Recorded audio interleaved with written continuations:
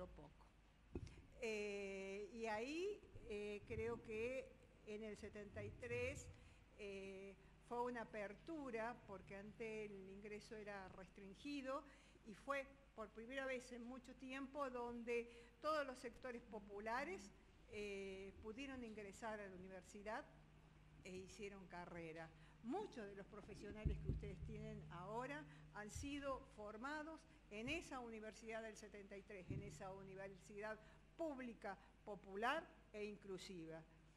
Y bueno, y cuando llegamos ahí empezamos a cambiar los planes de estudio, y lo hicimos con una matriz netamente sociológica, porque nosotros queríamos una universidad que estuviera, así como se decía, popular, al servicio del pueblo. Y entonces como agrupación empezamos a buscar profesores, a buscar contenidos, y bueno, y la universidad fue poblada por valiosos profesores que realmente yo rescato. Mi primera etapa de formación, que es la etapa del 73, donde tuve valiosos profesores como Marita Massa, Gonzalo Casa, Benjamín Holgado, que realmente eran un lujo escuchar sus clases. Y bueno, y podría nombrar mucho más. Humberto Anone, que está desaparecido, que estaba en ciencias políticas. Podría hablar de otros que fueron detenidos, como Ratti, de filosofía, y así muchos. Y bueno, y yo ingresé a militar porque hubo un golpe en Chile, hicimos la contrainformación, y a partir de allí yo entendí que así como venía de un sector popular, mi padre era obrero, entonces había una posibilidad de presentar y hacer la contrainformación, que era una práctica de unas materias en donde lo que se intentaba era abrir otra voz, abrir la pluralidad de voz y dar a conocer. Bueno, esa fue mi militancia, buscar programas, buscar profesores, trabajar en esa contrainformación, poner carteles, por supuesto, ir a las asambleas, porque en ese momento, ¿qué se usaba? Levantábamos la mano y decidíamos por levantada de mano en las asambleas. Fue un momento altamente participativa. Bueno, llegó el 75, primero aconteció el Navarrazo fue el que sacó al gobierno popular que habíamos elegido del 73, lo sacó a Obregón Cano y a Atilio López, y posteriormente, ¿no es cierto?, cada vez se oscurecía más. La facultad empezó a ser intervenida, existía la misión Ivanisevich, y la misión Ivanisevich decretó hacer como nuevos planes de estudio, cambiar esa matriz sociológica que les olía zurdito. Bueno, y ahí nosotros lo que hicimos fue, de alguna manera, seguir militando y seguir planteando. Vinieron profesores que pertenecían a la IBM, y la matriz, ¿no es cierto?, cambió de una matriz social a una matriz netamente tecnológica, y a partir de eso no fue una cohorte como habitualmente es, se hace la cohorte y es de otra manera, empieza otra cohorte diferente con otra matriz, sino que a nosotros se nos exigía tener aprobadas estas materias nuevas que habían puesto. Y ahí nosotros empezamos con las movilizaciones. Bueno, esto es para decirle que uno existe en ese contexto, en el contexto del 73, y a partir de eso se armó una lista, y esa lista pasó a los militares, y en mayo del 76 fui detenida serían 200 compañeros, fuimos llevados al campo de concentración y detención, que se conoce como Campo de la Ribera. Bueno, y a partir de ahí comencé a ser denominada presa política por mi militancia en el ámbito universitario. Bueno, esa es mi presentación. Y bueno, y también soy docente, ustedes ya me conocen, de teoría de la comunicación 1, teorías de la comunicación 2, análisis de la comunicación 1 y del seminario de ciudades. Bueno, dicho esto, paso la pelota al lado.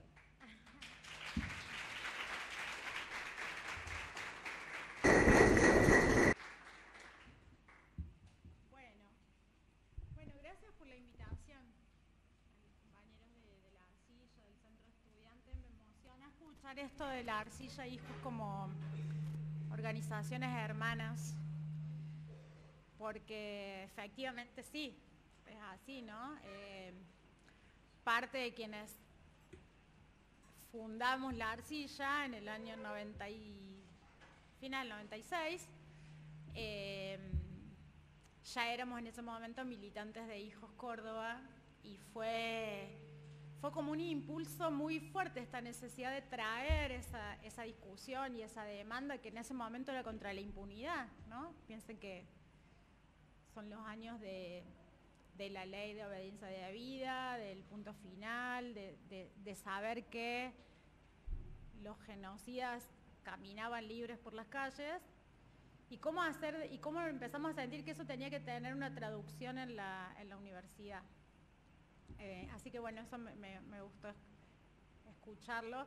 No tengo tantos años como la Leti, que fue mi profe, pero tengo muchos más años que ustedes y bueno, y pensaba eso, qué lindo esto de poder encontrarnos distintas generaciones y ir reconociendo las huellas, ¿no? Esos hilos que nos unen, que nos hacen parte de una trama, de una misma historia, y al mismo tiempo poder ir conversando de las cosas que no nos unen, que son diferencias, ¿no? Porque a mí una de las cosas que más me apasiona de la docencia es siempre estar en contacto con gente joven, que no es de mi generación, con la que cada vez voy teniendo más distancia, porque cuando empecé la docencia era casi que 2 o 3 años más grande que mis estudiantes y ahora ya me tratan de usted, me dicen profe, cosas que hace unos años no me pasaban.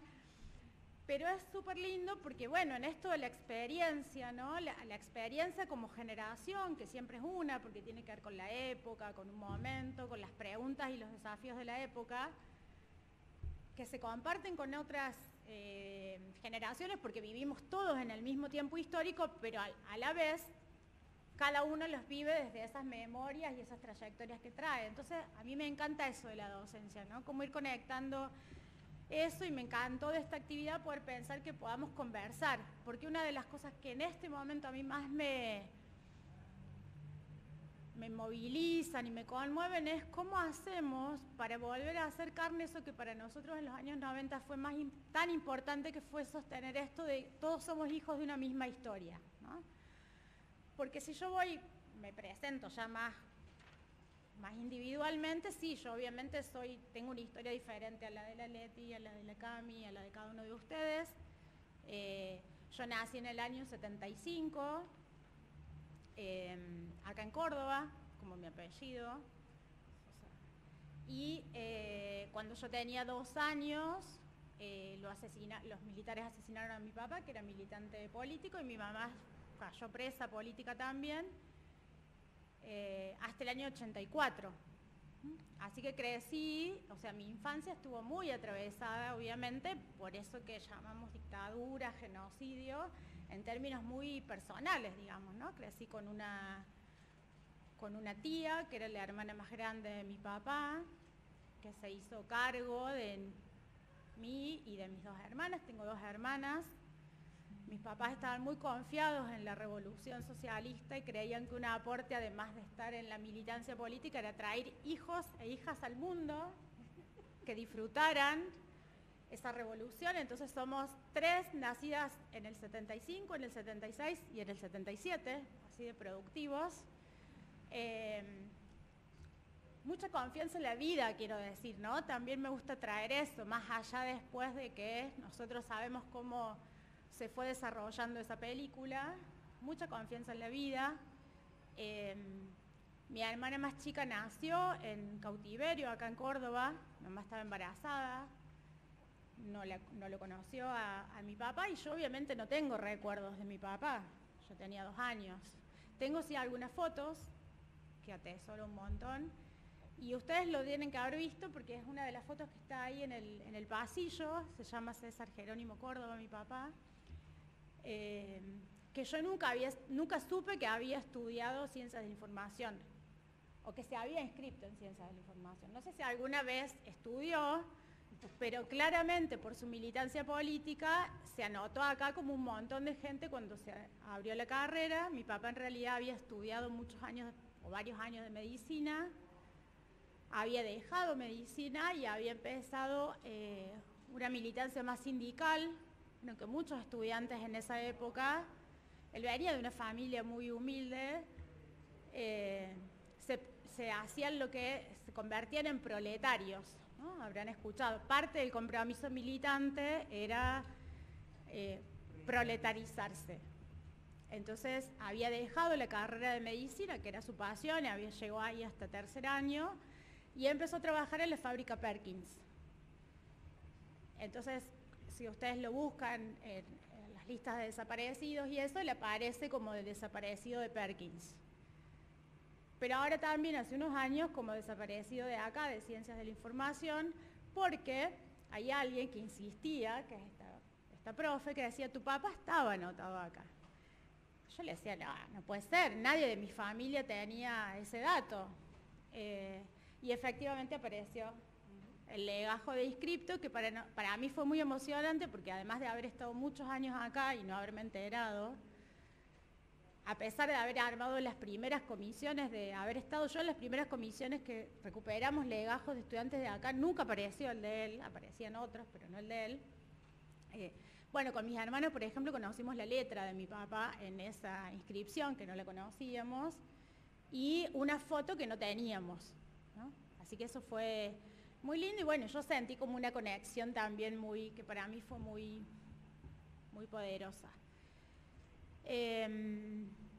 Entonces, en términos personales, digo, vengo de esa historia, de una infancia que estuvo muy atravesada por eso. Nosotros vivíamos acá en Córdoba y después de la caída de mis papás, a los meses nos tuvimos que ir al interior, una especie de exilio interno, a vivir con mi tía, porque los militares, incluso una vez que se chupaban a la gente, seguían yendo a atosigar a las familias o a robar o a extorsionar, ¿no? Así que bueno, la familia decidió que nos fuéramos a Calamuchita. Yo crecí en Santa Rosa de Calamuchita, en un lugar que imagínense, no sé si hay alguien de acá que sea de algún pueblo del interior, chico. Bueno, imagínense lo que es que llegue una señora sola con 3 niñitas en esa época. Si bien nosotras siempre supimos la historia de mis padres, bueno, no había que decir mucho, ¿no? Entonces, una infancia muy, muy feliz en un montón de cosas, pero también muy atravesada por el silencio. Y cuando decidí venirme a estudiar, yo hice primero 1 año y medio de matemática en FAMAF, me encanta la matemática, no me hallé ahí de todas maneras, y empecé a estudiar Ciencia de la Información, y el primer lugar donde vi un cartel en toda mi vida, yo tenía 19 años, de desaparecido fue acá, en Ciencia de la Información, que hacía poquito, año 95, habían hecho un primer homenaje a los desaparecidos de la escuela. Entonces para mí fue un espacio de mucha apertura y mucha libertad el ingreso a la universidad, en ese sentido. No sé cómo la están experimentando ustedes, pero fue como descubrir un mundo, ¿no? de posibilidades y de cosas que para mí en el pueblo habían sido inimaginables, ¿no? Allá seguíamos siendo la hija de la montonera, del tirabombas, de los subversivos, ¿no? Y bueno, y encontré un montón de amigos y compañeros con los que fuimos caminando la cursada. Después rápidamente entré a organizar lo que fue después Hijos Córdoba, y entonces también la militancia acá tuvo que ver con poder de alguna manera devolver y darle a este lugar también eso que nos había ofrecido, ¿no? Así como a mí, otros compañeros que también son de Hijos Córdoba y que actualmente son también profes acá en la Facu o en otras Facu. Creo que en ese sentido la universidad pública, por traer algo que decían al principio, ha sido, en todas estas décadas de la recuperación democrática, un espacio muy potente en ese sentido, ¿no? En lo que refiere a construir desde un lugar que no niegue, ¿no?, lo que pasó, que apuntale, ¿no?, una pluralidad de memorias, porque no es una sola la memoria, ¿no?, pero sí que apuntale, y la posibilidad también de mostrar las diversas experiencias, ¿no?, de transitar de esos años, o como dijo la Leti, de las dictaduras anteriores o de lo que vino después. Y por eso no es casual, me parece, que en este momento seamos una fuente de ataque que no solamente es que tiene que ver con lo presupuestario, sino profundamente con lo que la universidad ocupa como lugar y hace, ¿no? Porque despierta muchas conciencias, así como la mía en este plano, seguramente la de muchos y muchos de ustedes y de distintas generaciones. La universidad es un espacio de conocimiento, de libertad, de expresión. Bueno, para mí fue un cambio de vida absolutamente, ¿no? Después, bueno, y ya me quedé, y acá sigo, pero creo que hoy, trayendo lo que decían al principio, bueno, en gran medida el cuidado que tenemos que hacer o la defensa de la universidad, entonces pasa no solamente por lo presupuestario, ¿no? Pasa por cuidar todo eso que significan las vidas de tantas personas, que no solamente la idea de ascenso o de movilidad social, que también es cierta, ¿no? Obviamente es un lugar donde hijos e hijas de trabajadores, de familias humildes se convierten en profesionales, etcétera, etcétera. Pero también es un espacio de mucha apertura, de conocimiento y de reconocimiento de la historia propia, de la de otros y la del país, que no es tan habitual en otros ámbitos, en otros espacios. Me parece que ahí hay una cosa como muy importante a cuidar y a preservar. Y bueno, entré a hijos, milité ahí desde el 96 hasta que nació mi hija más grande, que ya es universitaria como ustedes, y sigo, obviamente, ahí tengo amigos y compañeros que son como hermanos, entonces sigo muy vinculada, pero orgánicamente hace muchos años que no soy parte de la agrupación, y sí hoy seguimos activados y hoy vivimos, ustedes saben, un golpe como muy importante con esta información que ya se conoce públicamente del ataque a una compañera, y bueno, y ahí se activa la red, ¿no?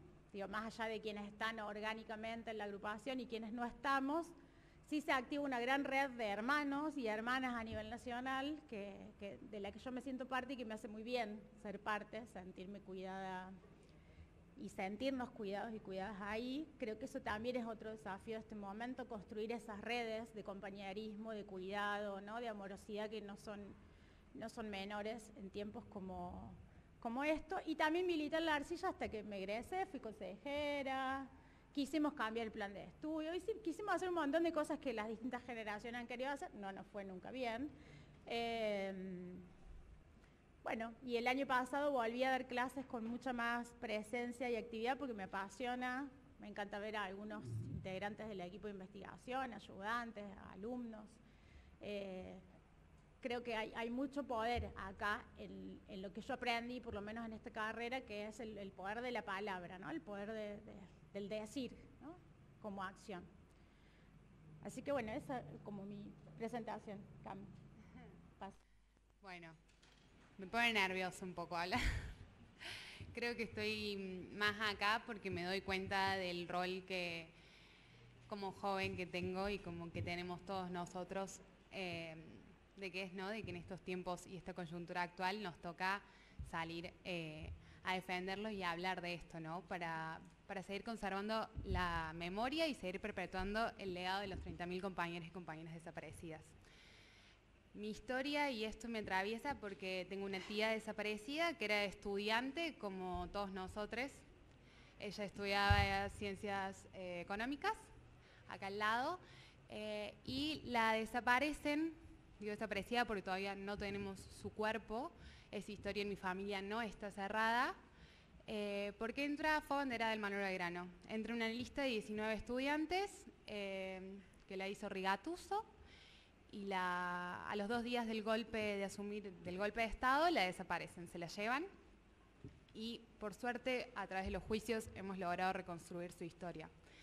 Ella tiene un hijo que nació el 14 de junio de 1976, lo tiene en cautiverio y actualmente hoy lo estoy buscando.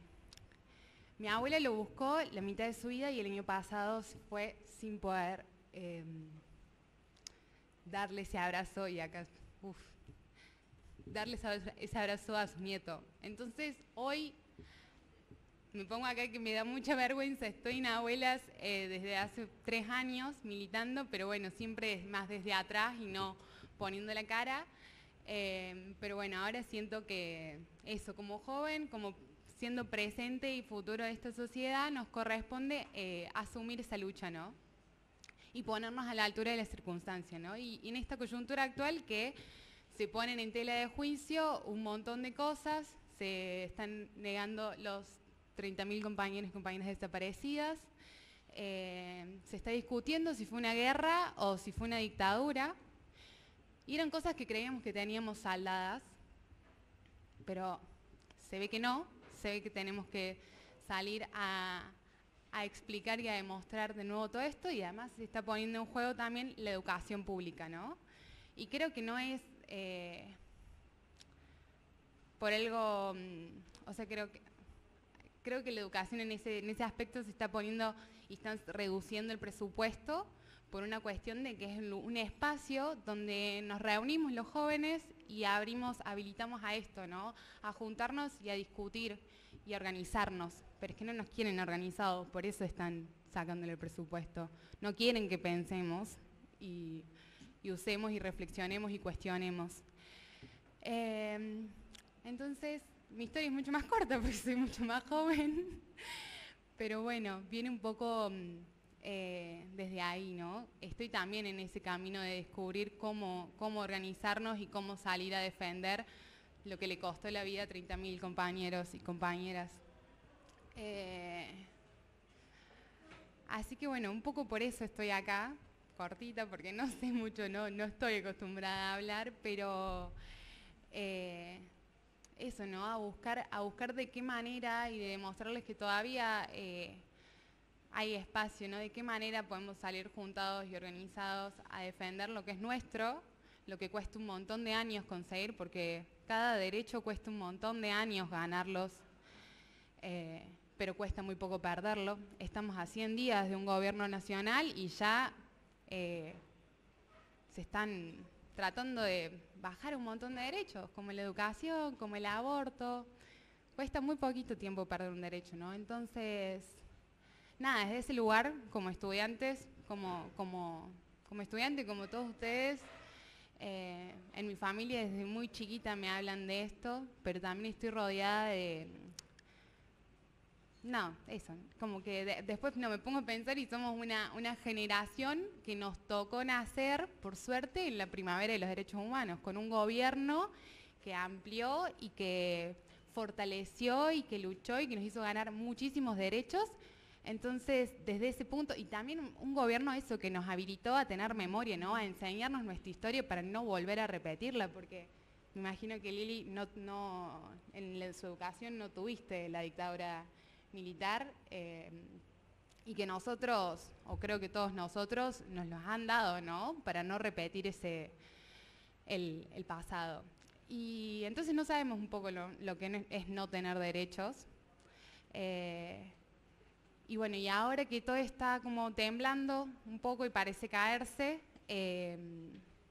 digo, bueno, a ver, ¿no? Como es la primera que nos toca salir y ponernos la camiseta y decir, a ver, somos presentes, somos futuro y qué tipo de sociedad queremos y salir a defender el país que queremos, ¿no? Eso, de construir sentido colectivo.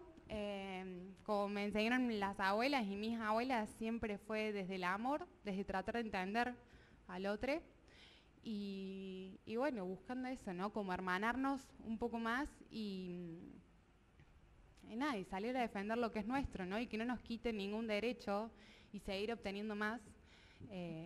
Pero bueno, eso, cortito.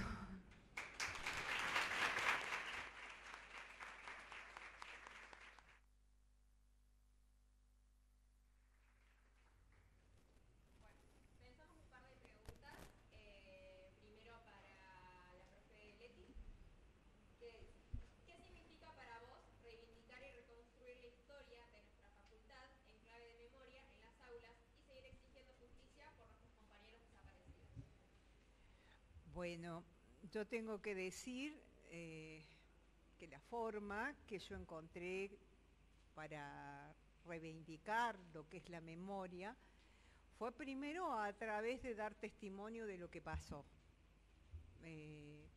Y así fue que di testimonio en la CONADEP, di testimonio en los 80, di testimonio en los 90 y en los 90 en los juicios de la verdad, que eran juicios que no eran punitivos, dado que existía lo que se llamaba en ese momento la impunidad de los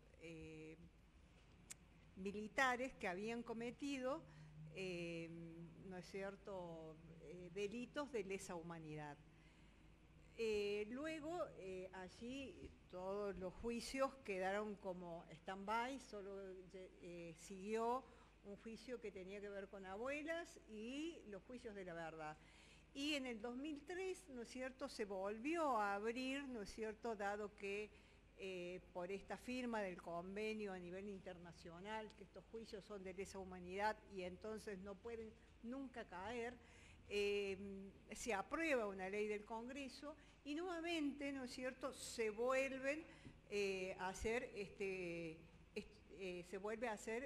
estos procesos. Bueno, vuelvo a declarar y fueron condenados. Pero esa fue una vía importante que nosotros tomamos. Yo como expresa política soy parte de una colectiva.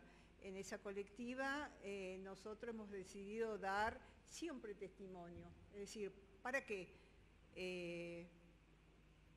Bueno, nosotros lo decimos en un video, para que no haya una plaza con el nombre de Benjamín o de Benjamín Menéndez o de Videla, o una escuela, ¿no es cierto?, se llame Bussi. Es decir, y además porque era nuestra obligación, al haber vuelto, al haber pasado también por los campos y haber vuelto, de alguna manera dar testimonio de lo que habían pasado los compañeros que no estaban. Por eso, y dentro de lo que es la universidad, por ejemplo, reconstruir de alguna manera la memoria, que no fue algo que lo hice yo sola. Yo creo que la memoria es algo que nos enlaza y entrelaza también voluntades. Lo hicimos con la Secretaría de Derechos Humanos del Centro, los chicos de esos años nos ayudaron con la fotocopia. También lo hicimos, por ejemplo, con la ayuda del Sindicato de Gráfico, que nos hizo el mural ese que tenemos ahí, puesto en el auditorio. Y también, ¿no es cierto?, la memoria se construye en las aulas, por eso desde mi materia yo propugno hacer un práctico donde los alumnos conozcan esta marcha y conozcan lo que se plantea en esta marcha, más allá, ¿no es cierto?, del discurso hegemónico del momento. Es decir, lo que plantea la gente, lo que dice la gente en su vida cotidiana. Bueno, eso.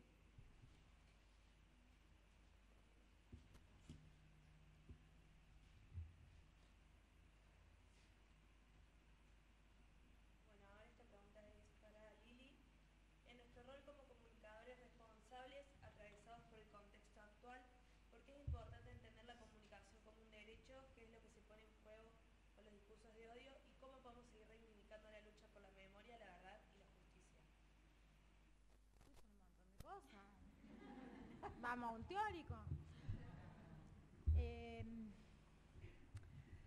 A ver, a mí me parece que en este momento hablar de de responsabilidad de los y las comunicadores está bien, pero nos queda corto.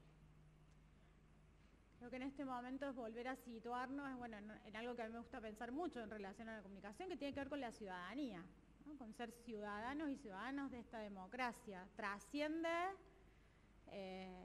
nuestro lugar, aunque está bueno pensarlo desde nuestro lugar para pensar, bueno, qué en particular nos corresponde. Pero la verdad siento que es un momento donde está bueno poder pensarnos a 40 años de democracia, qué activa, ¿no? En cada uno de nosotros la situación que estamos viviendo, que no es de blanco y negro. Porque si fuera de blanco y negro es más fácil, muchas veces, posicionarse, encontrar salidas. Tampoco creo que sea algo que conocemos. A mí no me gustó nunca y menos me gustaría hacerlo a mí ahora de, esto ya lo vivimos, esto ya fue. No, o sea, la historia nunca se repite, ni como farsa, ni como comedia, nunca se repite. Puede haber similitudes y cosas que vuelvan, obviamente, y claro que a mí hay reminiscencias de los 90 que me llegan, ¿no? Estos días se está hablando mucho de un posible indulto, de la impunidad, de un retorno de la impunidad, lo que traía la CAMI de la reivindicación de la dictadura abiertamente. Que bueno, creo que quizás el error es creer ayer, hoy y mañana que esas cosas no existen en una sociedad, ¿no? La conflictividad, la diferencia está. Nosotros siempre dijimos que la dictadura había sido militar, pero también con eclesial, cívica, empresarial. Y esos actores y actrices de esa dictadura siguen siendo sectores con mucho poder en nuestro país. Entonces, una primera cosa que diría yo es que la construcción y la defensa de la democracia como forma de vida que está basada en el reconocimiento recíproco, por decirlo de alguna manera, es una tarea de todos los días y desde todos los lugares y que nos corresponde a cada uno y a cada una. Y así como ciertos medios y ciertos periodistas fueron muy importantes en términos de la construcción del discurso oficial de la dictadura, también fueron centrales en los años 90 en la legitimación de la implantación brutal de las privatizaciones y del neoliberalismo. Y también están siendo hoy muy importantes, ¿no? Y también hay otros comunicadores y comunicadoras haciendo otras cosas, y ahí yo tengo muchas más expectativas y confianza en lo que ustedes o lo que juntos podamos crear, ¿no? Creo que hoy en gran medida el desafío en términos políticos de esta democracia pasa por encontrar nuevas maneras de conversar socialmente, de reconocernos públicamente, y eso tiene mucho que ver con cómo se procesa la comunicación, ¿no? Entonces, bueno, ahí habrá un montón de cosas para hacer, desde la idea de cómo hacemos de nuevo para que podamos pensar en que algo es creíble, ¿no? Pensaba hoy, cuando salió el comunicado de hijos de esta compañera, lo primero fue chequear para todo el mundo si eso era, y fíjense que hoy la discusión en las redes está haciendo si eso es verdad o es una fake.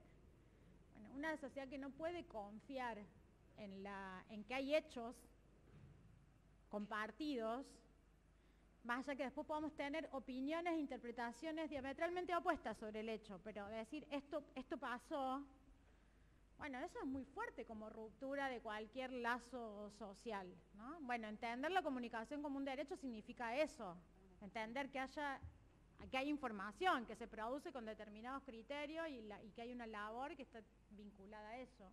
Una cosita le quiero decir, que no solo pasó que se lo pone en tela de juicio, ¿no es cierto?, lo que pasó en Buenos Aires, pero que a la vez, por ejemplo, en La Rioja, un testigo, por ejemplo, fue apretado por su testimonio en uno de los juicios que se está haciendo en este momento. O sea que la violencia de parte de algunos sectores no desaparece por arte de magia, ni desaparece porque exista un discurso de memoria. Es un compromiso que uno tiene que tener durante toda la vida. Discúlpame. Sí, sí. Me parece que es eso, ¿no? La cuestión ustedes se referían a los discursos de odio. Yo Yo creo que que a veces nos montamos, en los discursos de odio fue algo de lo que se empezó a hablar mucho el año pasado, después, o el anterior, después del intento de magnicidio a la vicepresidenta. A mí me parece que la situación que nosotros estamos atravesando, que además puede verse en otros contextos hoy, trasciende la idea de discursos de odio, ¿no? Estamos viviendo tiempos de violencia política, simbólica, pero también social, muy grosos, ¿no? Muy grosos en distintas capas, de distintas formas. Entonces, trabajar desde una perspectiva de comunicación democrática también es trabajar visibilizando esas violencias, no contribuyendo a esas violencias. Y acá me parece que viene un desafío mayor, que para mí es necesaria una conversación sostenida intergeneracional para ver cómo lo abordamos, que es cómo dejamos de hablar de estas cosas desde un lugar donde solamente nos hablamos a nosotros mismos, ¿no? Hoy me parece que en gran medida hay que recuperar esa idea de la comunicación tan primaria como la interacción y la puesta en común con otro, ¿no? No es decir lo que yo creo, sino sobre todo es poder establecer, llámenle la conversación, diálogo, interacción, no sé, ¿no? Que nos desafía a no necesariamente, no vamos a convencer a quienes están convencidos de que hay que exterminar a los negros, a los pobres y a los zurdos, ¿no? Pero sí hay un montón de ciudadanos y ciudadanas argentinas, compañeros y compañeras de ustedes, estudiantes míos, para quienes hoy quizás la democracia es el nombre de algo vacío, y la memoria y la verdad y justicia es la propaganda de un grupo político, o la dictadura es algo que pasó hace un montón de años y que le sigue afectando exclusivamente a la familia de la Cami, que busca a un primo tuyo, o bueno, a mí que crecí sin mi papá, ¿no? Entonces, me parece que pensar hoy en términos de comunicación democrática también es pensar que hay maneras de construir esa memoria que fueron quizás muy efectivas en un momento, como decía Lecami, que fuese el momento donde el Estado se hizo cargo de que había sido un Estado terrorista y genocida, que para nosotros fue, imagínense, un flash. O sea, yo creo decir en los 90, donde el Estado lo que decía era, basta, no solamente estaban libres los señores, sino que nos llamaba a la reconciliación, ¿no? Basta, eso ya pasó hace un montón de años, eran 20 años. Ya pasó, olvídense, dejen de estar hurgando en eso, ya fue. Después viene el Estado y dice, nos hacemos cargo, se abren los juicios, pero eso hoy no interpela socialmente, no alcanza, ¿no? Entonces ahí hay una trama de la memoria, y con esto lo relaciono con la comunicación, que tiene que ver con el desafío de cómo conectamos eso, que nosotros sabemos que esa dictadura se dio para implantar el régimen económico en el que hoy vivimos, pero eso que a nosotros nos puede parecer tan obvio no es una obviedad. Hay que construirlo y hay que contarlo de maneras que lleguen, ¿no?, a nuevas generaciones, a gente que no se siente afectada, a gente que en la democracia le prometió un montón de cosas que no le dio, ¿no? Porque la pobreza en nuestro país es algo estructural y la democracia no lo resolvió. Entonces, me parece que hoy el desafío también es ponernos en ese lugar y saber que nadie lo va a hacer por nosotros. Yo sí hay algo en lo que sí me pongo como vieja y reivindico, es nosotros no esperamos a que nadie nos diera permiso, nosotros no esperamos a que nadie nos dijera cómo había que hacer las cosas. Sí nos juntamos mucho con los que habían sido los compañeros y las compañeras de nuestros viejos a que nos contaran cómo habían hecho las cosas. Nos juntábamos con las abuelas y los familiares y éramos insoportables para ellos, porque imagínense, éramos pendejos de 19, 20 años, con todo lo que uno hace a esa edad, que veníamos a decir, che, acá estamos, pero no preguntamos.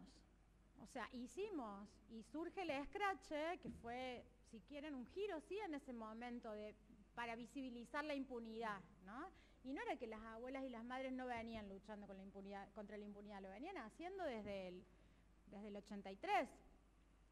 Pero bueno, nosotros como generación no nos alcanzaba solamente con la marcha, y de repente empezamos, bueno, a hacer esto que era ser detectives, averiguar dónde vivían los tipos y empezar a trabajar esta idea de una condena social. Bueno, si no hay condena legal, vamos a construir una condena social. Y esa condena social de alguna manera se fue construyendo hasta que llegó esta condena legal, o sea, los juicios y el reconocimiento del Estado fue producto de una voluntad política de un gobierno, pero sobre todo fue producto de un proceso social también, previo a eso. Y yo siento que hoy tenemos que iniciar, y por eso yo me pongo en vieja, de alguna manera ese mismo proceso, ¿no? Por ahí estamos esperando que esto se pase, ¿no? Como si estuviéramos viviendo una mala pesadilla, sí, todo pasa, pero también pasa en la medida que nosotros hacemos cosas. Y yo la verdad que no tengo claro qué hay que hacer, sí que estas cosas sirven un montón, pero sobre todo hoy creo que además de llenar, pensaba hoy con una compañera, bueno, el 24 tiene que estallar la calle, ese puede ser el pronunciamiento más, y el acto de comunicación, o sea, meterse en la calle es un acto de comunicación.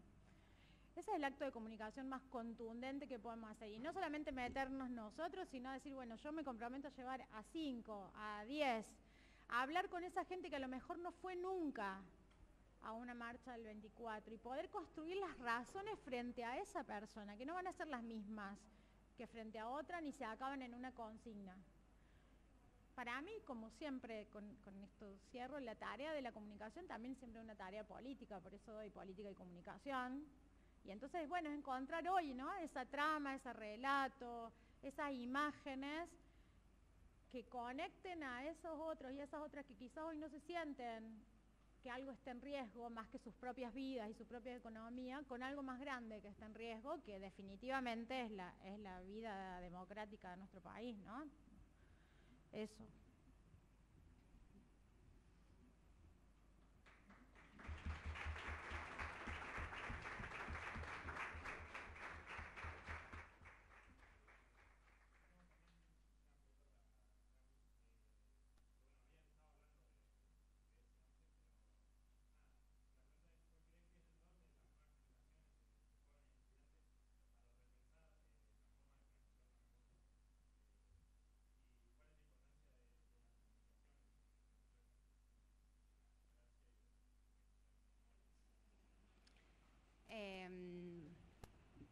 Bueno, un poco estuve hablando antes. Creo que hoy nuestro rol es fundamental, ¿no? Porque los 30.000 compañeros desaparecidos tenían la mayoría, nuestras edades cuando los desaparecen, ¿no? Nosotros somos el presente y el futuro, y creo que tenemos que construir ese imaginario colectivo y social que queremos para un futuro, y desde la unidad, siempre juntos, y salir a defenderlo y a luchar por eso, ¿no?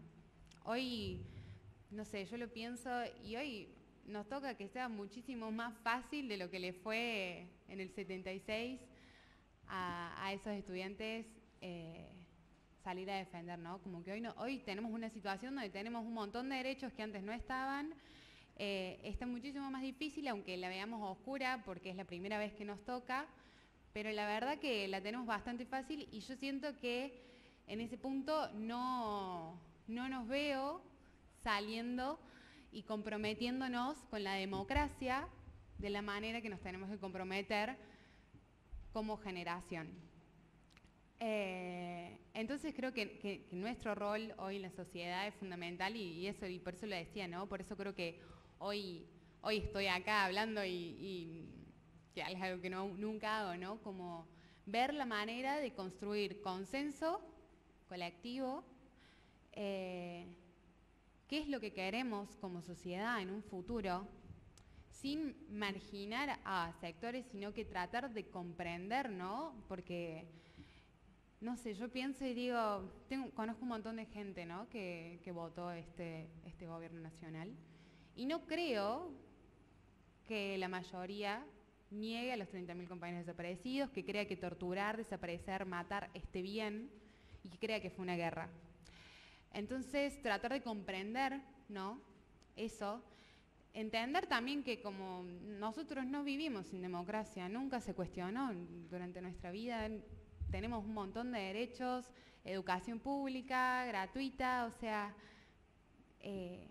nos criamos y crecimos en donde un montón de cosas ya están dadas, entonces quizás nos es muy difícil ponernos en el otro lugar, ¿no?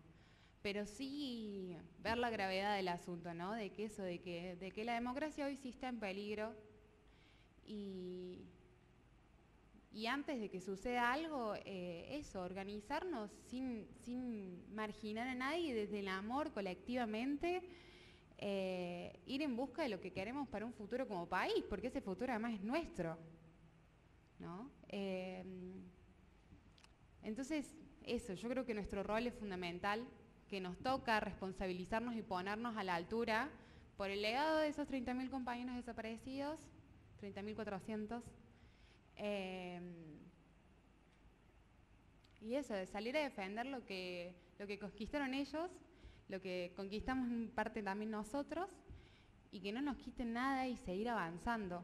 Pero creo que ese rol, más que estas dos generaciones, creo que hoy nos corresponde a nosotros. Y que es importante que nos demos cuenta, es importante generar estos espacios y habitar el territorio y la universidad, que nos permite unirnos, discutir, conocer gente con diferentes historias. Quizás también, o sea, uno decía, yo pienso, ¿no?, desde abuelas hoy estamos buscando también a bisnietos, ¿no?, porque si no logramos interpelar a los padres, a que no se animan a acercarse a abuelas porque dudan de su identidad, también hay quizás el hijo de esa persona, que puede tener la edad de cualquiera de nosotros, no tenga su verdadera identidad porque su padre no se animó a buscar eso.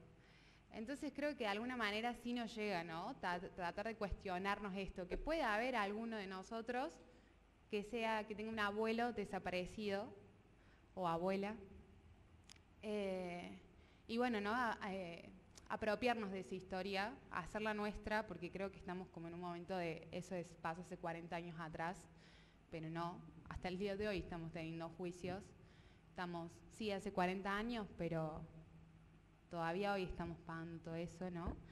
Y nos toca eso, para mí, unirnos, hermanarnos, entender al otro, y desde ahí construir una idea de lo que queremos en un futuro, ¿no?, y lo que queremos para nuestro país. Yo creo que eso sí es posible, apuesto a eso, y bueno, nada, un poco eso.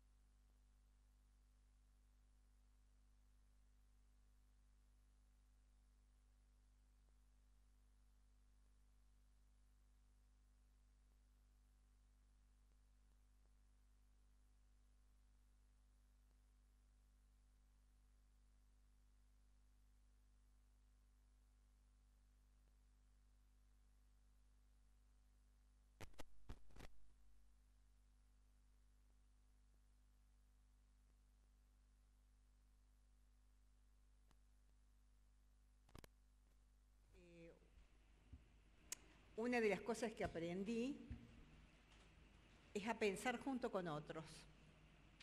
Y en ese pensar junto con otros, encontré una palabra que para nosotros fue muy importante, que era la solidaridad.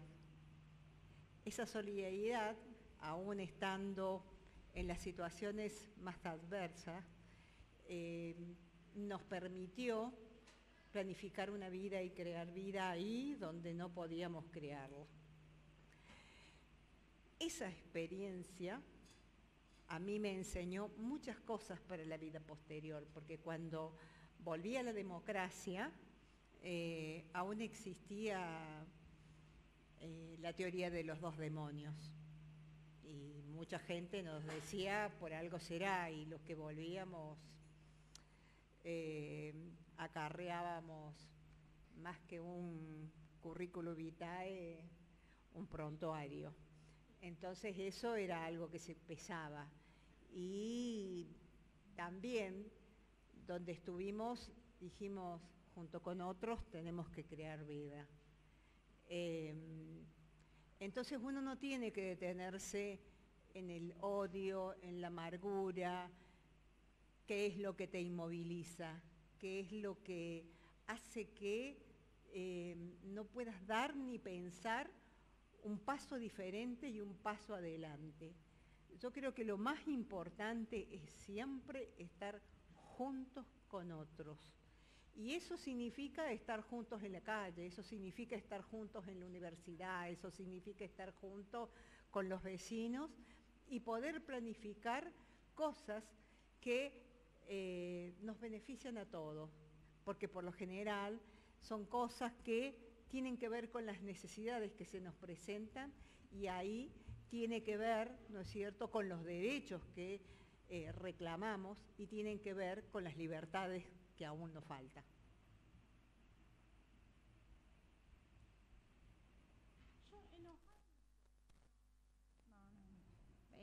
Obviamente, estoy más bien impresionada primero por la celeridad, por la profundidad de la apuesta de la derecha, por nuestro desconcierto, o el desconcierto de las dirigencias en general, diría, frente a eso.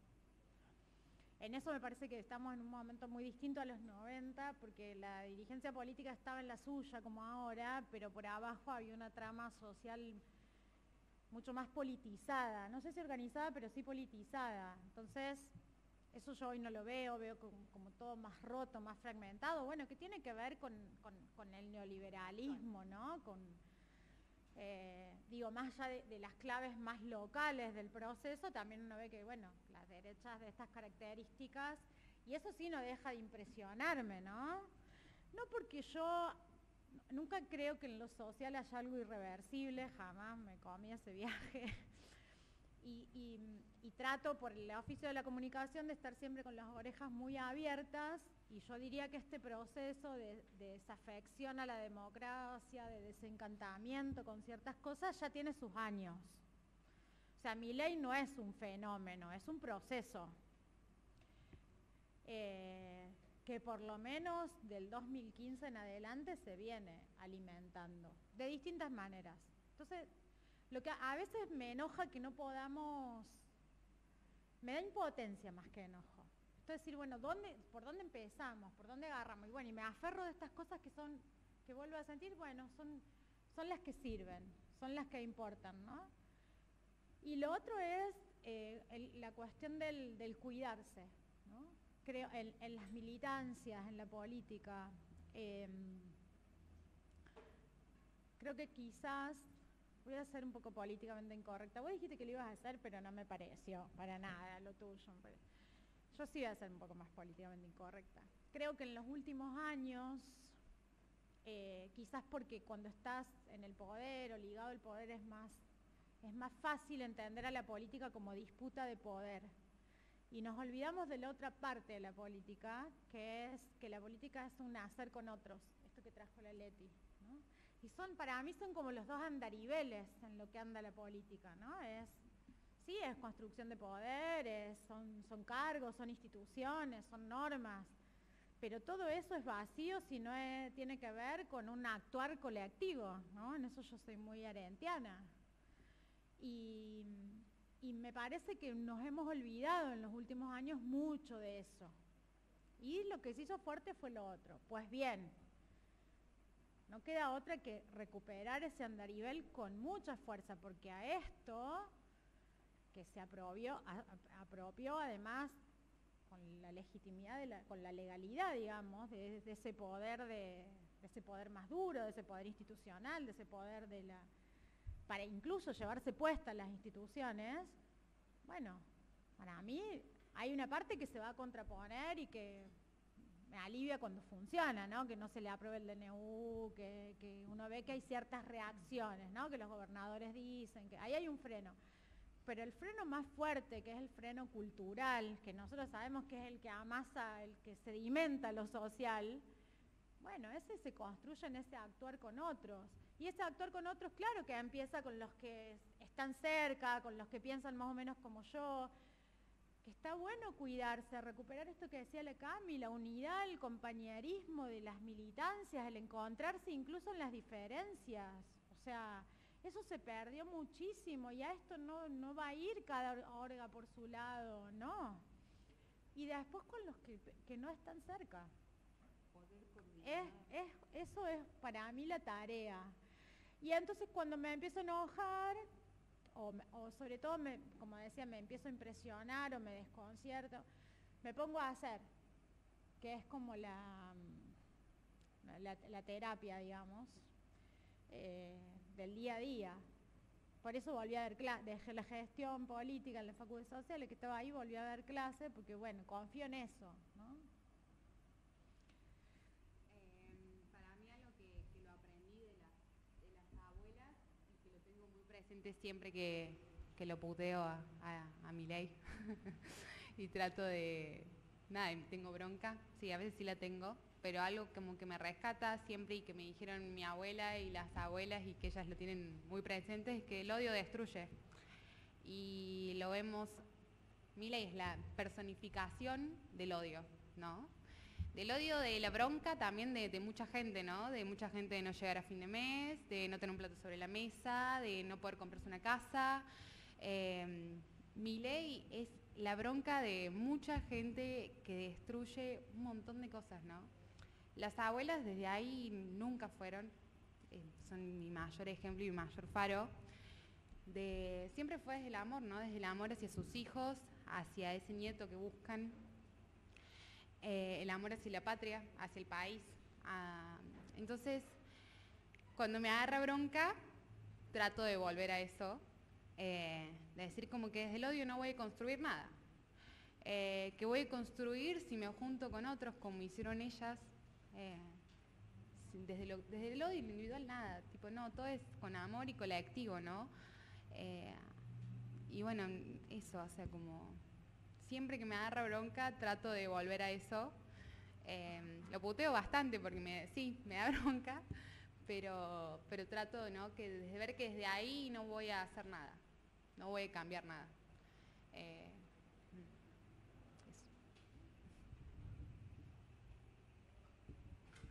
Yo tengo una pregunta general para los tres, que va en relación un poco de la mano esto de las generaciones. Ustedes, cada una a su ritmo, a sus tiempos, con enfoques totalmente distintos. Una dijo que abrazó la solidaridad, una que no está enojada y otra que sí lo está de momentos.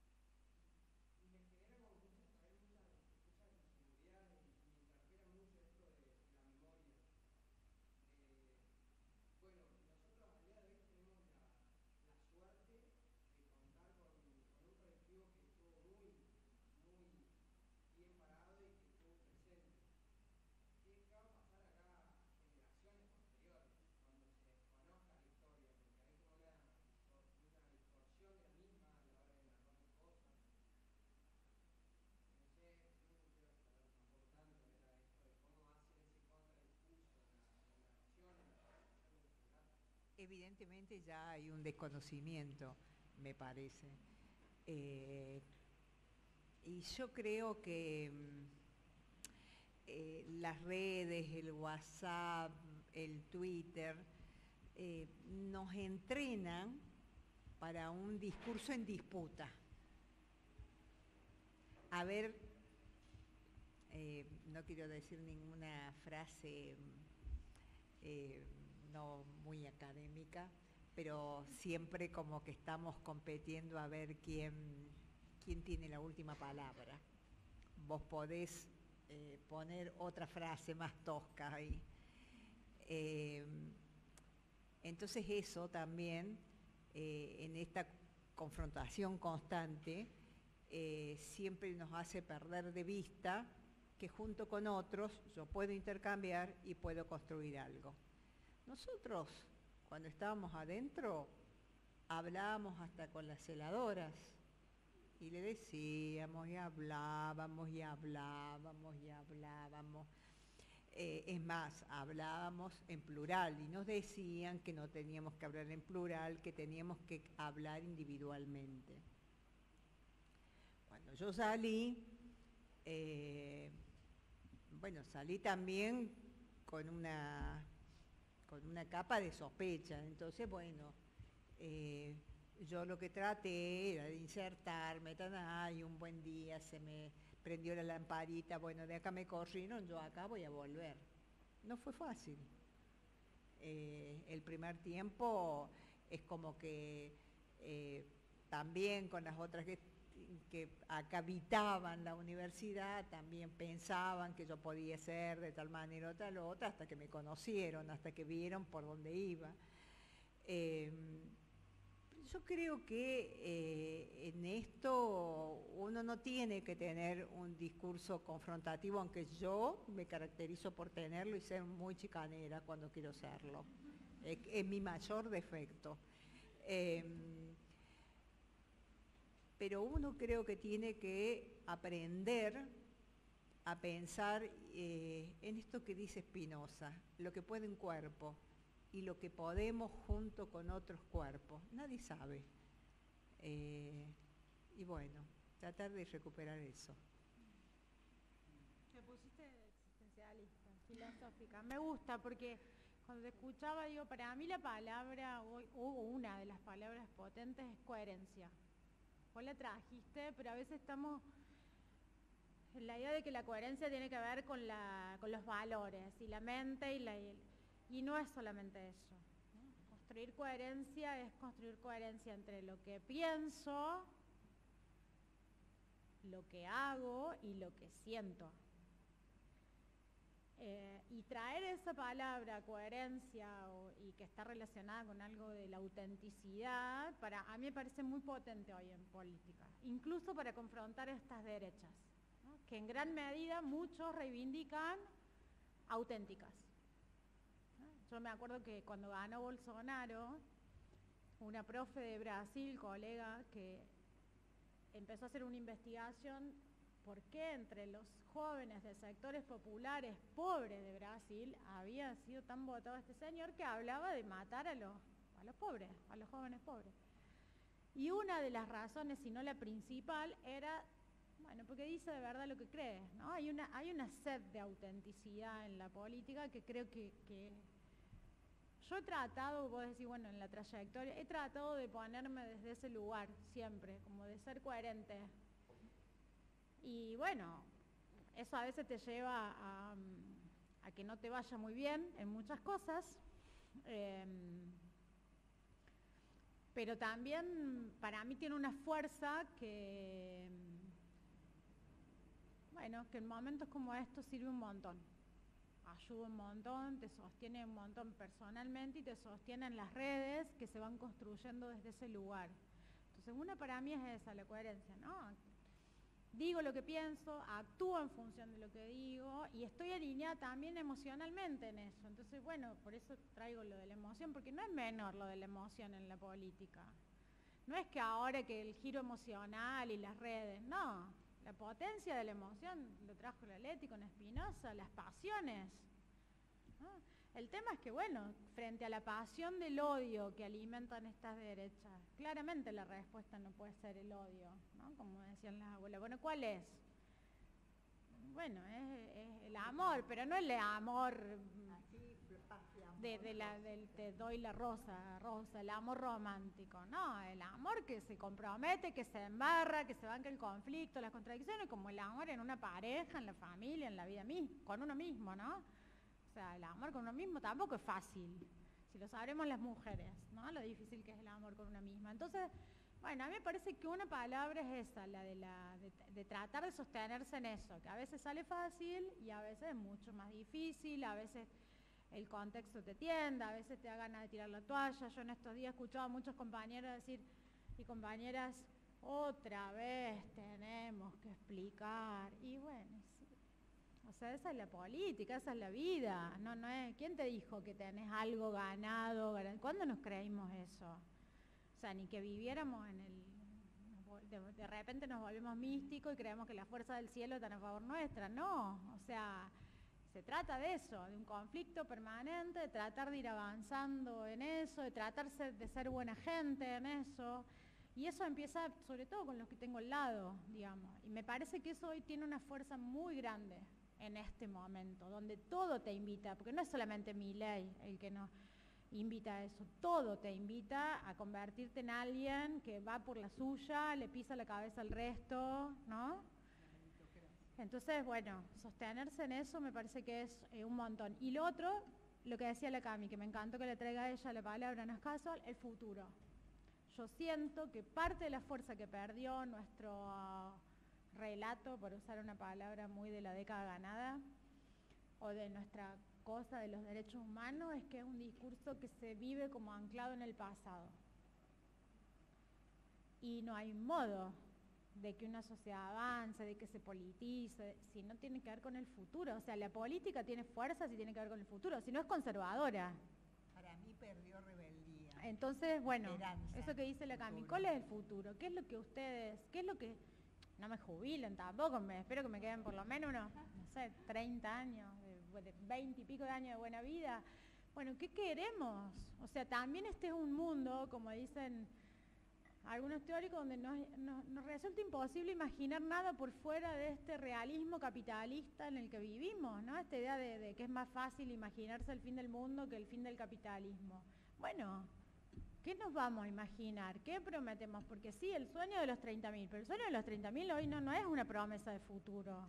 Los 30.000 creían en el socialismo, en el comunismo, en el peronismo socialista. Eso no es una promesa de futuro, por más que a mí me encanten muchas cosas de ahí, son valores que reivindico y hay algunos hay que traerlos, pero no es una promesa de futuro. Bueno, ¿cuál es? Y ahí hay una tarea enorme que es sobre todo de la juventud y nosotros acompañaremos, ¿no? Porque es el mundo que ustedes van a vivir y tienen que hacer.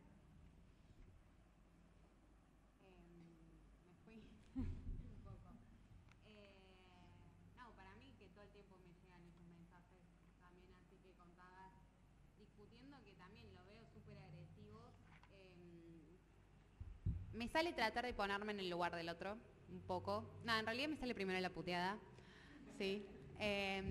Después tratar de, bueno, a ver, entender el otro, entender por qué lo está diciendo, ir y tratar de construir desde la sensibilidad, ¿no? Desde, no sé, ponerle el año pasado cuando hablábamos de Milei que podía ser presidente, que no, me salía, nada, estar con amigues que me decían que lo votaban porque, nada, como que los veía realienados a lo que estaba, no sintiéndose parte y no sintiéndose, ay, ¿cómo cierro la idea? No, ¿cómo hago la idea? No sé. Como que no se veían como estudiantes de la universidad pública y no se identificaban y que eran los otros los que se iban a cagar y se iban a quedar sin perdón, sin universidad, ¿no? Como que hoy está pasando, ¿no? Y como decir esto, apropiarnos, ¿no? Ir desde ahí, como no, yo soy el estudiante que se está por quedar sin universidad, vos también, vos te formaste ahí. Tratar de poner, a mí me sale, ¿no? Con mi historia familiar, de decir como, mi tía, tengo un montón de amigas re gorilas que nada, estuvieron al lado en económicas, y decir, mi tía estudiaba como vos, boluda, y estaba embarazada, la desaparecieron, y como ir desde la sensibilidad y tratar de a poquito también, ¿no? Como entender que es, ahí yo los veo a todos como gente muy enojada, muy frustrada, y muy enojada con el gobierno nacional y con la democracia, ¿no? Que no le dio lo que necesita. Entonces, cuando trato de construir, trato de ir por ahí. A veces me sale discutir mucho más y ir a las puteadas, o ignorar, porque es como me frustra mucho. Y a veces largo un montón de energía en eso y digo, no, la voy a usar para otra cosa. Pero bueno, eso, ¿no? Sí. Sí, y allá había... Y allá también, sí. No sé el orden, no me acuerdo.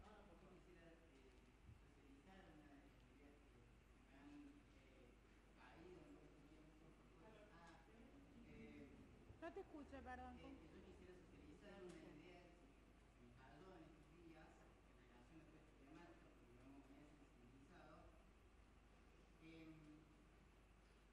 Me ha pasado, digamos, que primero en relación a lo que estaban hablando de cómo ha perdido peso el discurso de los derechos humanos, en parte yo lo veo también asociado a la cantidad de esfuerzos que se están haciendo a través de la violencia mediática y de diferentes facciones de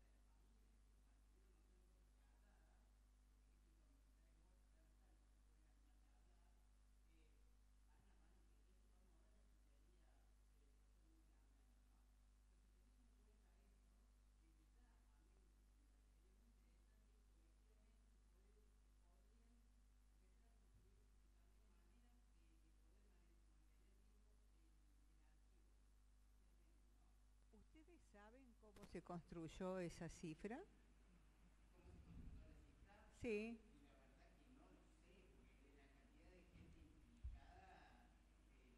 Bueno, hay una universidad en San Francisco donde están todos los archivos de la correspondencia, que tenían archivos desclasificados, donde se intercambiaban, ¿no es cierto?, entre algunas personas que tenían una posición importante, por ejemplo, como es Arancibia Clavel, que era un personaje que pertenecía a la CIA, un militar chileno, que aparecen también su nombre en los archivos del Plan Cóndor rescatados de Paraguay.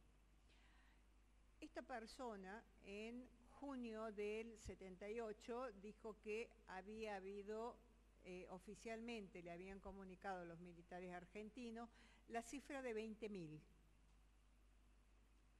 En junio de 1978, ¿cuánto tiempo faltaba?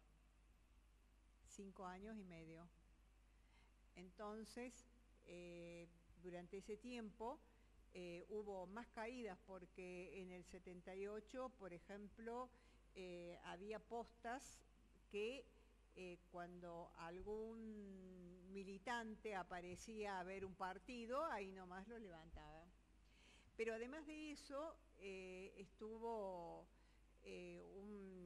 no sé si ustedes habrán visto el juicio de la contraofensiva montonera, sucedió, ¿no es cierto?, a partir del 79 en adelante, donde cayó mucha gente. Entonces, con esto lo que quiero decir que hay un montón de cifras que no se conoce. Se conoce eso que dijo Arancibia Clavel en el 78, junio. Y se hace como una tendencia a partir de la cifra que hasta ese momento se recolectó. Pero fueron cuestiones clandestinas. Existían papeles, existían registros, y son estos registros que han intercambiado. De ahí es que se pide que se abran los registros, cosa que los militares nunca quisieron responder. Además, Videla en un discurso dijo, y pueden ser 5.000, pueden ser 8.000 o pueden ser 30.000. Esa es la otra vez que un militar dijo la cifra de 30.000 desaparecidos. Sobre la cifra.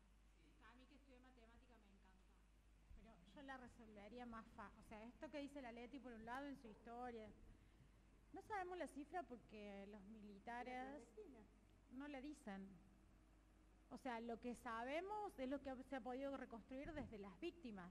La cifra que ellos tiran de los 8.000 y pico son las denuncias de CONADEP.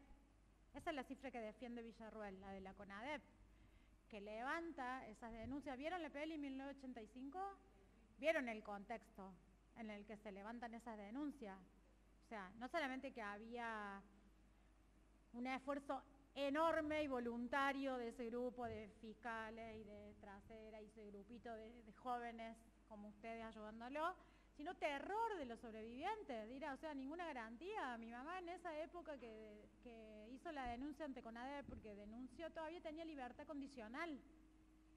O sea, no podía trabajar, no podía salir de mi casa, tenía que avisar, y era democracia. Entonces, lo que conocemos lo construyeron los propios organismos de derechos humanos, los sobrevivientes. Entonces, si no son 30.000, que hablen y nos digan cuántos son. O sea, es muy simple sí.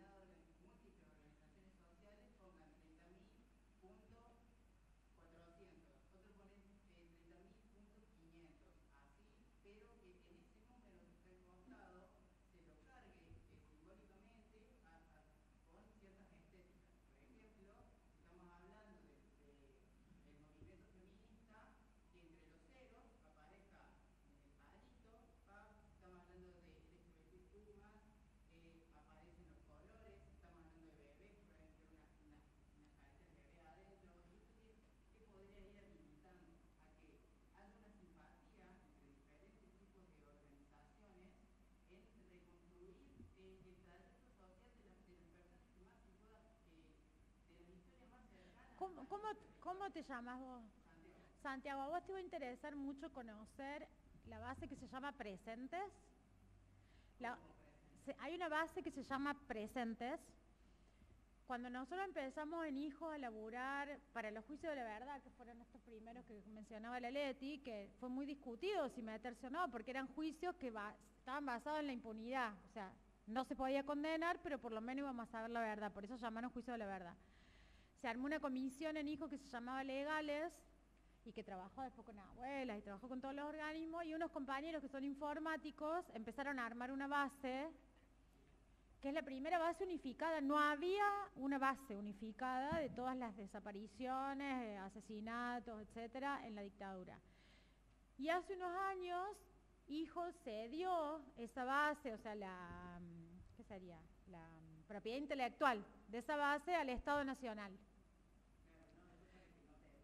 Y está, pero además de estar en el Estado Nacional, está en las organizaciones y se va actualizando todo el tiempo con esta información del tipo que vos decís, donde está la trayectoria de esa persona. Pero,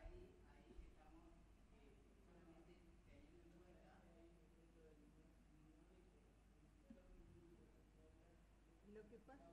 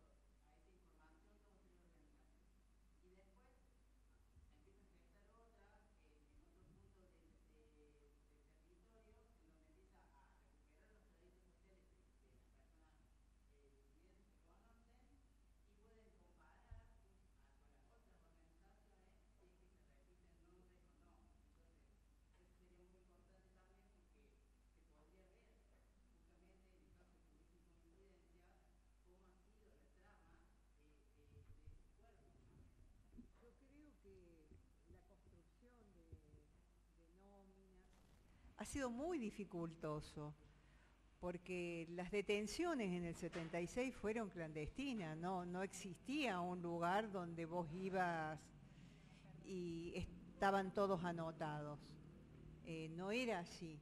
Yo fui legalizada en el 78 y estuve detenida desde el 76. En el 78 por primera vez pude ver a mis familiares, porque me trasladaron a Villa Devoto.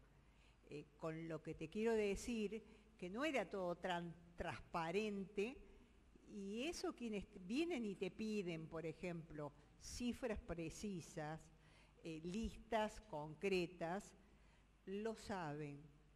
Es muy difícil hacerlo, porque quienes secuestraron, quienes detuvieron, quienes desaparecieron, no fueron los organismos de derechos humanos, fueron los aparatos represivos, y unos aparatos represivos que eran clandestinos. Es muy difícil reconstruir todo a la perfección.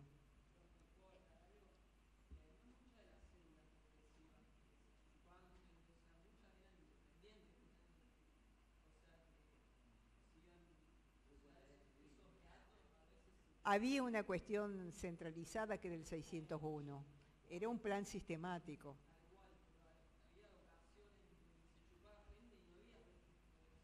mira, Sí, la hay. burocracia estatal funcionó.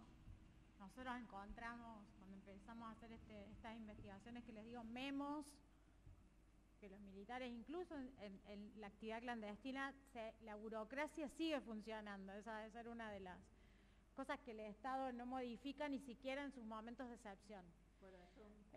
Hay memos, hay datos, bueno, pero hasta ahora el laburo ha sido de los organismos, de alguna fiscalía, bueno, que se pongan a laburar si quieren. Te digo más, Cuando a mí me detuvieron, detuvieron por un listado de acá, de la facultad. Y en el campo de la Ribera, en un determinado momento querían que firmara una cosa, y yo decía que me dejaran ver porque yo no iba a firmar cualquier cosa. Entonces le dice uno, levantale la venda a esta pelotuda, le dice así, y me la levantaron. Y cuando yo miré así, estaban todas las fichas de la ESI ahí al lado mío.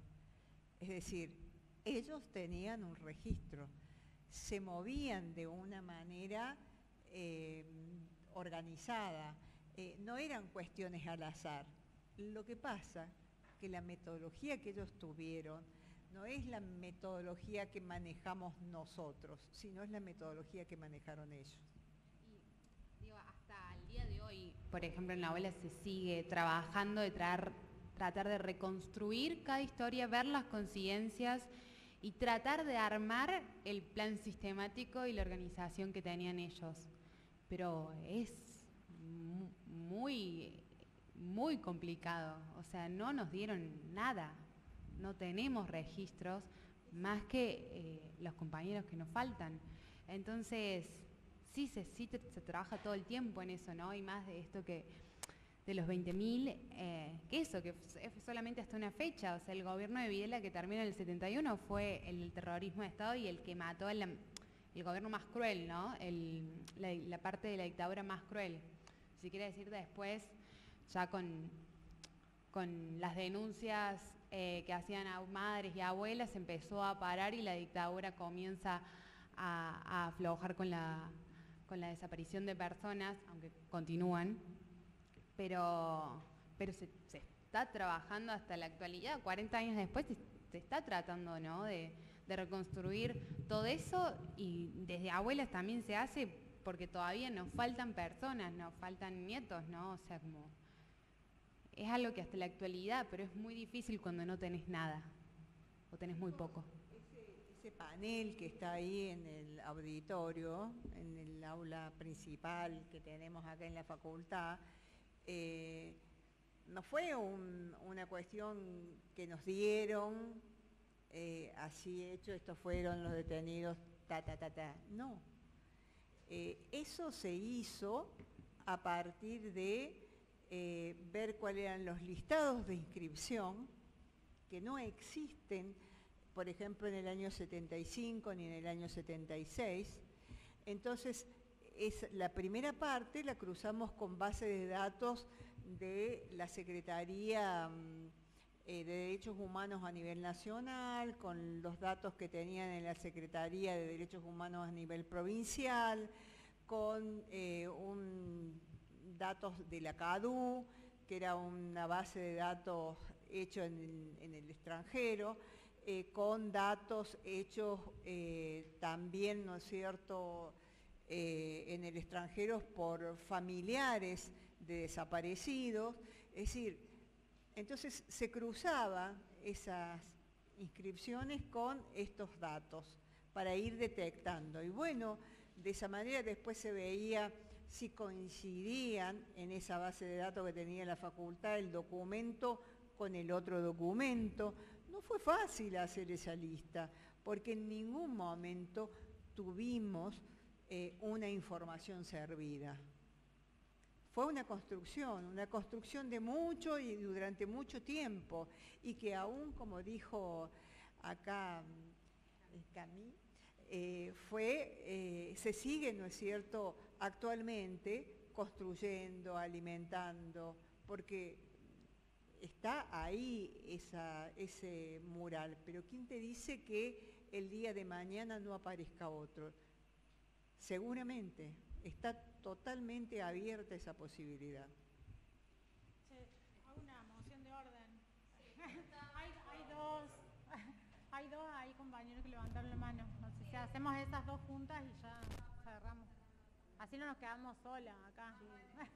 Porque nos van a echar. Ya levantó hace rato la mano y después estaba...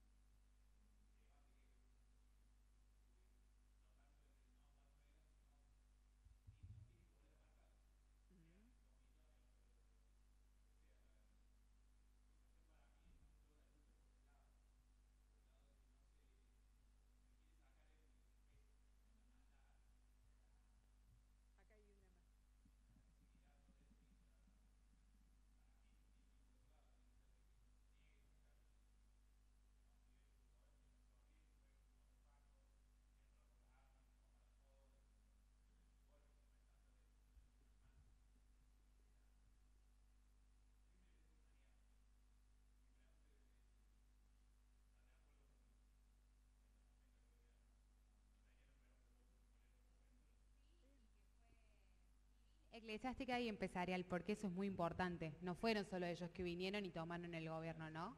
Hubo una sociedad que apoyaba eso.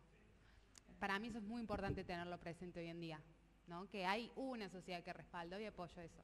Que habla del motivo de la represión también, digamos, no es que se reprimió porque sí, sino porque se reprimió para fundamentar un plan económico que tenía más que ver con desarticular el movimiento obrero y el gobierno nacional. Sería interesante, por ejemplo, que tuviéramos en este momento las cifras que se generaron durante la dictadura, cómo aumentó la deuda externa, cómo bajó la producción, ¿no es cierto?, nacional, cómo por el otro lado se abrió para la importación, y eso también al abrir la importación, ¿no es cierto?, generaba una corrida de dinero desde el interior hacia afuera. Por eso muchas veces se dice que el modelo que se está aplicando actualmente tiene relación con lo vivido en los 90 y también en la época de la dictadura. Yo no tengo en este momento eso, pero hay una recopilación de las cifras de la dictadura que sería interesante que la busquen, capaz que en internet la encuentran, y que son bastante pedagógicas para dar cuenta para qué sirvió ese modelo.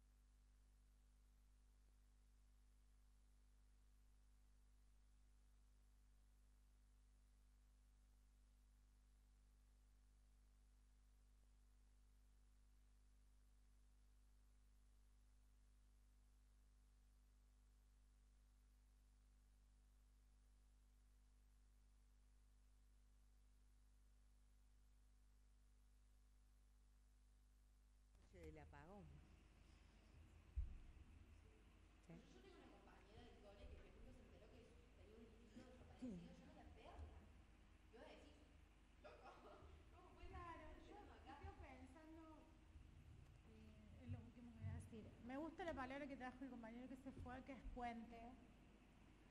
A mí me parece que cuando usamos categorías tipo negacionismo, complicidad, como que nos perdemos los matices.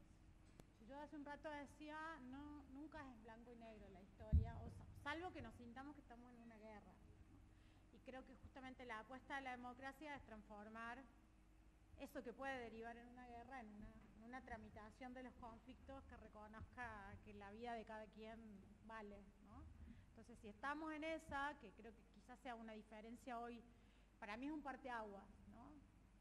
Sustantivo hoy, donde uno tiene que apelar a esa convicción democrática en un arco que incluye lo nacional y popular, pero que lo tiene que exceder, porque si incluye solamente a eso, somos el 40%, el 40 y pico. Entonces tiene que incluir a fuerzas que nos puede hacer así la nariz por estar cerca o lo que sea, pero que tienen que estar, ¿no? Eso me parece. Entonces, una, eso, reconocer los matices. Dos, pensar en puentes, y que el puente que yo puedo tender puede ser muy distinto con cada quien. Eso me re gusta lo que decís, porque implica, y reconocer eso, la primera consigna de la arcilla fue alternativo. ¿Y saben lo que quiere decir la palabra alternativo? Quiere decir del otro surgiendo. Surjo del otro. Y no era casual que nosotros hayamos elegido esa en los 90, porque nadie nos daba pelota, ni con esto ni con nada. La preocupación de los estudiantes de comunicación era que no había papel higiénico en el baño, y que no teníamos suficientes horas de práctica, y que no había micrófonos para estudiar locución. No era el plan de estudio, la comunicación popular, el derecho a la comunicación. Entonces fue alternativo. Y yo siempre vuelvo a esa idea, bueno, del otro surgiendo, obviamente, no de cualquier otro, no del otro que me está diciendo te quiero matar, aunque también lo tengo que mirar y ver, sobre todo si me gobierna. Pero, digo, esa me parece que es una... Entonces ahí la idea de puente me parece que es súper poderosa, la idea de alternativo, la idea de escuchar antes de reaccionar, ¿no? Comunicar no es reaccionar, que es a lo que nos invitan las redes. Las redes nos invitan a reaccionar, emocionalmente además. ¿No? Me gusta, no me gusta, me enoja, no, gritar.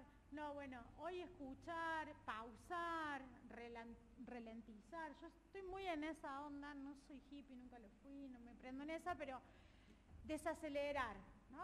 Contra un gobierno que acelera, una derecha que acelera, desacelerar. Porque no sabemos. Si supiéramos para dónde acelerar, buenísimo, pero no sabemos. Esa me parece una. Y la otra, yo sí creo que frente a las pedagogías de la crueldad, como dice la Rita, Segato, bueno, a la crueldad no se la combate ni se la destierra con más crueldad, a la bronca no se la destierra con más bronca.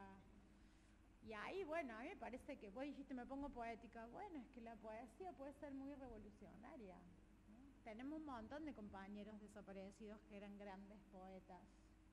El periodismo estaba muy conectado con la poesía en los 70. Piensan en Paco Urondo, piensan en Rodolfo Walsh. Entonces, y para nosotros, si hacemos comunicación, recuperar la poesía, que es ese lugar donde la palabra se despliega, ¿no? en su total fuerza, bueno, es alucinante. Entonces me parece que es eso, conectar con la emoción, con la sensibilidad, y claro que ahí recupero el testimonio. Ustedes saben que yo me presenté hoy hablando de mi historia y casi nunca lo hacía. Nunca lo hacía, porque nosotros en los 90 decíamos, no, somos hijos de una misma historia, y hablábamos del genocidio y el neoliberalismo y la privatización. Y, si le soy sincera, por ser políticamente incorrecto, creo que eso no interpela a nadie hoy. Un dato no interpela a nadie. Que nosotros, por más que sepamos que es así. Y bueno, entonces capaz que es eso, la política del testimonio, ¿no? En eso las abuelas, para mí, son las grandes maestras. Cómo conecto el hilito de mi vida con el hilito de otro montón de vidas, y entonces esa pedagogía de la crueldad se desarma, salvo para aquella persona que le pasaron cosas tan horribles en la vida y no pudo conectar con otra cosa y solo vive desde la crueldad, pero si no, sí se desarma.